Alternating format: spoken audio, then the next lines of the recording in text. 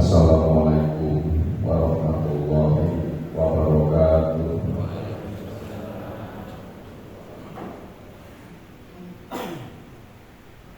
Ila hadrati Syekh Abdullah Mubarak bin Muhammad radhiyallahu al-Fatihah.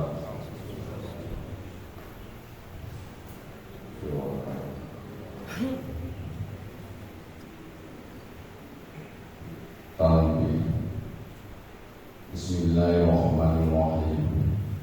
Tanbih ini dari Syekhona almarhum Syekh Abdullah Mubarak bin Muhammad yang bersemayam di Patapan Suryalaya Jembatan Rahmaniyah. Sabda beliau kepada khususnya sekitar murid-murid pria, wanita, tua maupun muda. Semoga ada dalam kebahagiaan dikaruniai Allah Subhanahu wa Ta'ala, kebahagiaan yang kekal dan abadi, dan semoga tak akan timbul keretakan dalam lingkungan kita sekalian. Pun pula semoga pimpinan negara bertambah kemuliaan dan keagungannya supaya dapat melindungi dan membimbing seluruh rakyat dalam keadaan aman, adil dan makmur, dohir maupun batin. Pun kami amat orang bertanya tentang tolongkah Qodiyah Naksabandiyah mengaturkan dengan tulus ikhlas wasiat kepada segenap murid-murid. Berhati-hatilah dalam segala hal, jangan sampai berbuat yang bertentangan dengan peraturan agama maupun negara.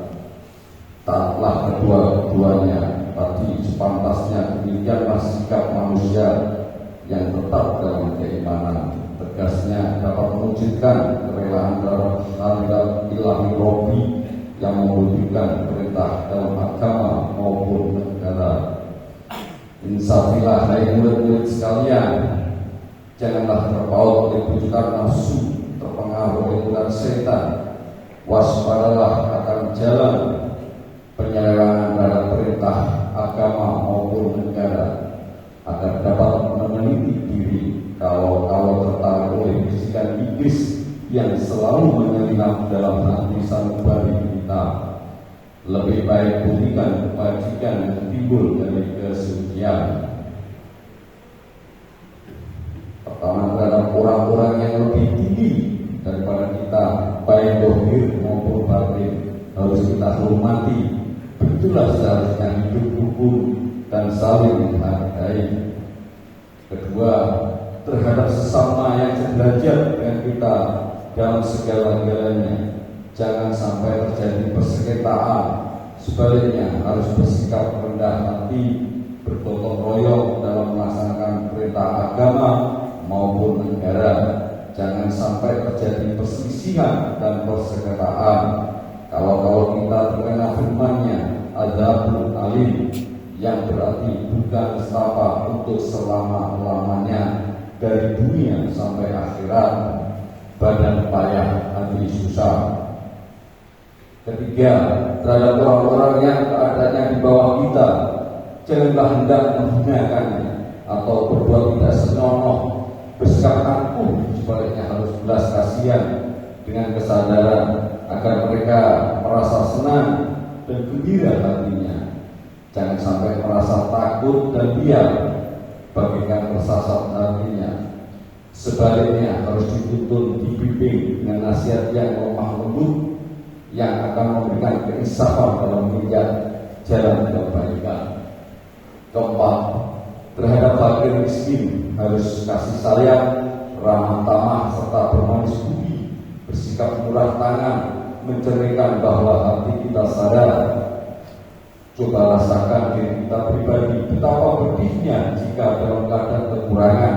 Oleh karena itu, janganlah acuh tak acuh, hanya diri sendirilah yang senang karena mereka jadi fakir miskin. Itu bukan yang kehendak sendiri, namun itulah kodrat Tuhan. Demikianlah sesungguhnya sikap manusia yang penuh kesadaran, meskipun dalam orang-orang asing, karena mereka itu masih keturunan Nabi Adam alaihissalam. Mengingat ayat 70 surat Isra yang artinya, sangat kami muliakan keturunan Adam dan kami sabarkan segala yang berada di darat dan di lautan, juga kami mengutamakan mereka lebih utama dari makhluk lainnya. Kesimpulan dari ayat ini bahwa kita sekalian seharusnya saling menghargai.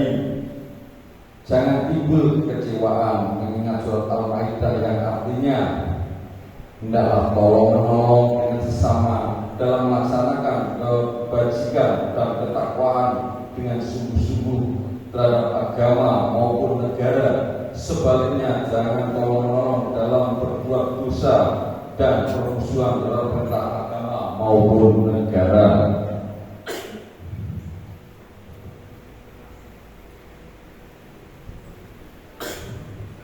Adapun soal keagamaan itu terserah agamanya masing-masing. Mengingat surat Al-Kafirun ayat 6, agamamu untuk kamu, agamaku untuk aku. Maksudnya jangan terjadi perselisihan.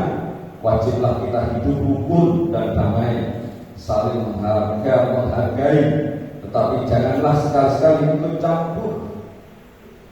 Cobalah renungkan pepatah leluhur kita, hendaklah kita bersikap budiman, tertib dan damai. Andaikan tidak demikian pasti sesal dan pendapatan, sesal kemudian tak berguna. Karena yang menyebabkan penderitaan diri pribadi itu adalah akibat dari amal perbuatan diri sendiri.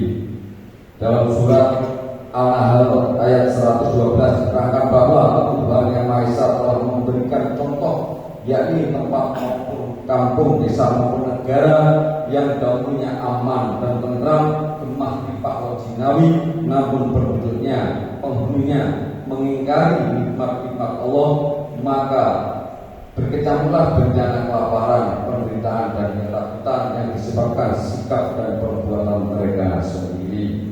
Oleh karena itu, demikian hendaklah segenap murid-murid bertindak teliti dalam segala jalan yang ditempuh guna kebaikan zahir batin, dunia maupun akhirat, supaya hati tenteram, jasad nyaman. Jangan sekali-kali timbul persengketaan, tidak lain ujungnya budi utama jasmani sempurna, jaga bager. Tiada lain amalan kita Thariqat Qadiriyah Naksabandiyah, amalkan sebaik-baiknya guna mencapai segala kebaikan, menjauhi segala kejahatan zahir batin yang bertalian dengan jasmani maupun rohani, yang selalu diselimuti bujukan nafsu, digoda oleh setan. Wasiat ini harus dilaksanakan dengan seksama segenap murid-murid agar supaya mencapai keselamatan dunia dan akhirat. Amin. Amin ya Allah. Patapang Surya Raya 13 Februari 1956. Wasiat ini disampaikan kepada sekalian ikhwan kepada Kiai Haji Sofiqul Fatah Jul-Arabi.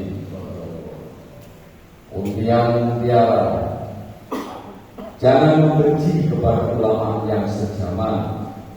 Jangan menyalahkan kepada pengajaran orang lain. Jangan memeriksa murid orang lain. Jangan mengubah sikap walau disakiti orang. Harus menyayangi orang yang membenci kepadamu. Bangsa almarhum ila hadratin Syekh Abdul Fatah Jul-Arabi Al-Fatihah.